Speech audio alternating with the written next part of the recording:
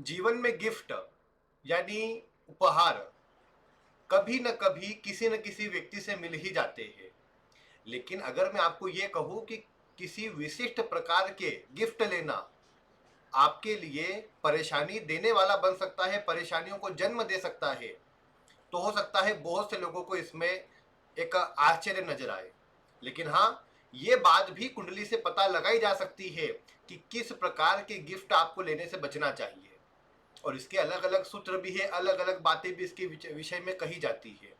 लेकिन ये जो जानकारी है ये अष्टम भाव से जुड़ी हुई है। अष्टम भाव से ऐसे गिफ्ट का विचार होता है जो अगर आप लेते हैं तो निश्चित रूप से आपको जीवन में परेशानी का सामना करना पड़ सकता है, आपको परेशान होना पड़ सकता है। वैसे अष्टम भाव गुप्त दान का होता है। आपको ये कहा जाता है कि अष्टम का स्वामी जो भी है उससे जुड़ी वस्तु का गुप्त दान कीजिए। गुप्त दान यानी ऐसा दान कि न देने वाले को पता हो को किसको मिला और न प्राप्त करने वाले को पता है कि किससे मिला, तब जाकर के उसे गुप्त दान कहा जाता है। तो जो भी ग्रह आपके अष्टम का स्वामी है, जो कुंडली का अष्टम भाव होता है वहां जो भी नंबर लिखा है, आपके अष्टम का स्वामी जो भी ग्रह बनता है, कहीं भी बैठा हो, अष्टम में कोई भी बैठा हो, सिर्फ इतना देखिए कि अष्टम का स्वामी कौन सा है, और उसी से आपको ये पता लगेगा कि आपके जीवन में आपको ये जो मतलब गिफ्ट है वो कौन से गिफ्ट नहीं लेना है, किस ग्रह से जुड़ी स्थिति को नहीं स्वीकार करना है। तो आइए आज इससे जुड़ी कुछ महत्वपूर्ण जानकारी देता हूं जो आपके लिए उपयोगी रहेंगी।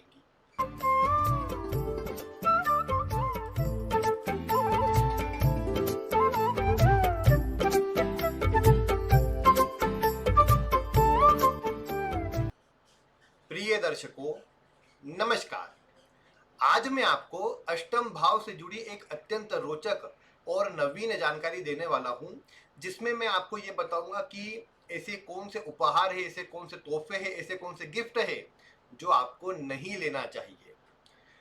देखा जाए तो जब मैंने आपको पिछली वीडियो दी अष्टम भाव से जुड़ी, अष्टम के स्वामी के अलग अलग भावों से जुड़ी, तो उसमें एक मन में विचार आया कि अष्टम भाव से ऐसी गिफ्ट का विचार भी किया जाता है जो कि आपको नहीं लेना चाहिए। अब मैं उसी वीडियो में बताता तो वीडियो पहले ही लंबी हो चुकी थी, और लंबी हो जाती और जल्दी जल्दी बताना पड़ता। इसीलिए मैं आपके लिए एक अलग से वीडियो लेकर आया हूं जिसमें मैं आपको यही बता रहा हूं।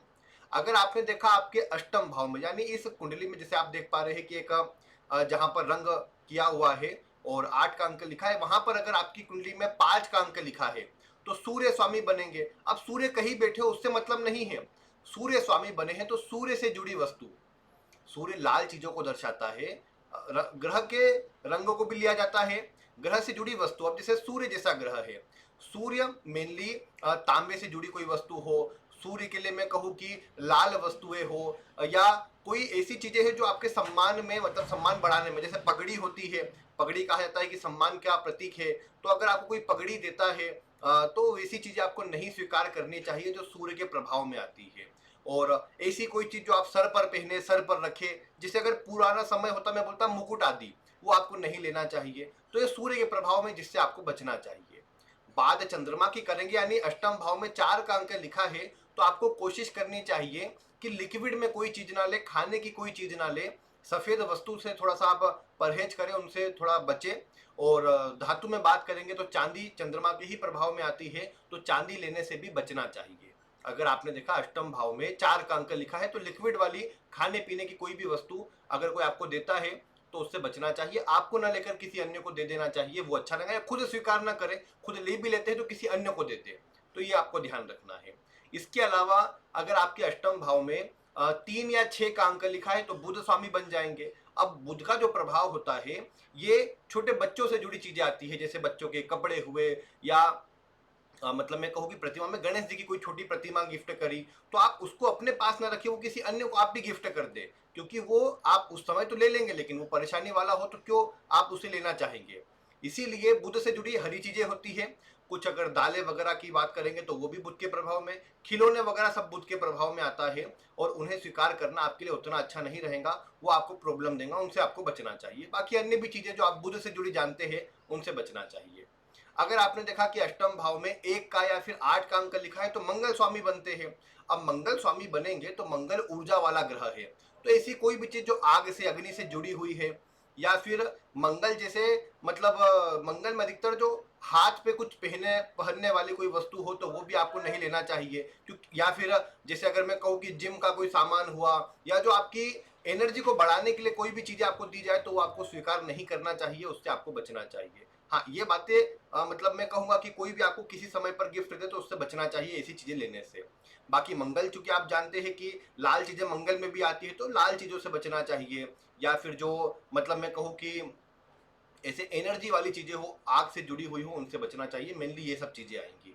इसके अलावा यदि आप देखते हैं कि आपके अष्टम भाव में जो मतलब अंक लिखा है वो 2 अंक है या 7 का अंक है, तो शुक्र प्रभाव में आ जाएगा। शुक्र भी सफेद चीजों को, चांदी को, लग्जरी से जुड़ी चीजों को दर्शाता है। शुक्र में मतलब धन भी आता है, धन चंद्रमा में भी आता है। शुक्र में मतलब लग्जरी, धन आदि से जुड़ी चीजें आप अगर लेते हैं तो वो नुकसान वाली रहेंगी। वो आपको अगर गिफ्ट के रूप में मिल रही है तो आपको उससे बचना चाहिए, आपको लेने से मतलब स्वीकार करने से उसमें थोड़ा बचना चाहिए। तो ये बात यहाँ पर आपके लिए प्रमुख रहेगी।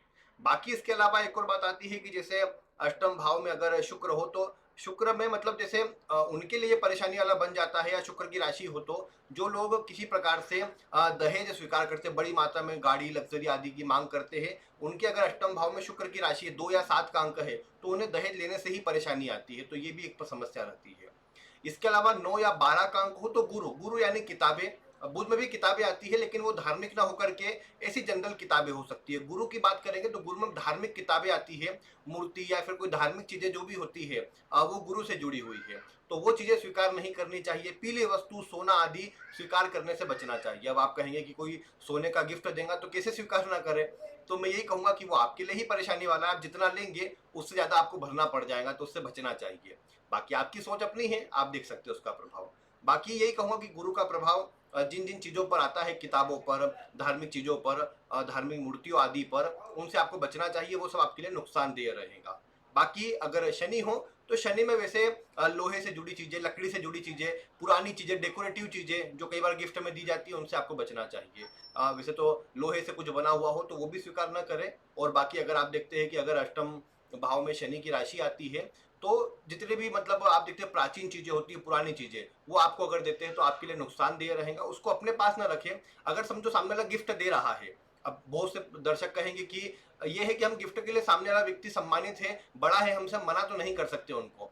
अब सामने वाला दे रहा है ना, तो खुद के पास ना रखे। आपने ले लिया, स्वीकार कर लिया, उनका सम्मान रख लिया, ले लीजिए, उसे फिर किसी अन्य को दे दीजिए, आप अपने पास ना रखिए। ऐसा भी नहीं कि घर में ही आपने दे दिया कि जैसे मतलब आप मतलब लड़के को मिला, उन्होंने अपनी पत्नी को दे दिया कि ये लो, तो है आपके पास ही एक प्रकार से।